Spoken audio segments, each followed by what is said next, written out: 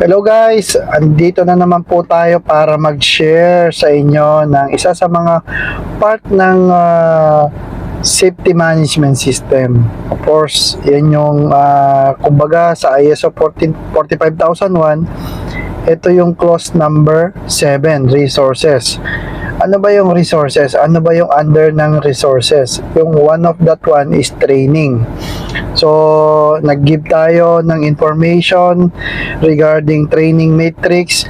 Ito naman guys, yung nandito sa background ko, ito yung tinatawag na training plan. Napaka-importante ng training plan, di po ba? Kasi ang training plan, dun mo ma-organize kung kailan mo ibibigay yung training, may idea ka kung anong buwan, kung anong araw, anong topic, yung pagkakasunod-sunod ng gusto mong training program. Okay guys, anything po na related sa training, pwede nyo pong ilagay dito sa form na to. Okay, meron po akong nilagay na P or A, which means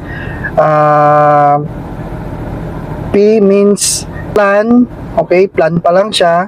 Tapos yung A means actual. So, dun mo makikita kung natapos na or plano pa lang din ibigay yung training. So, napaka-importante nyo po nun yung guys, no, para ma-organize nyo yung training nyo.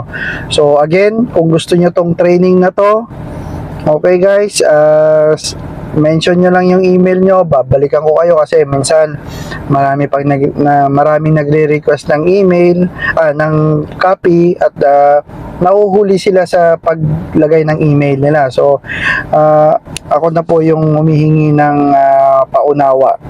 Okay guys, maraming salamat po. Ito po yung training plan natin or discussion natin.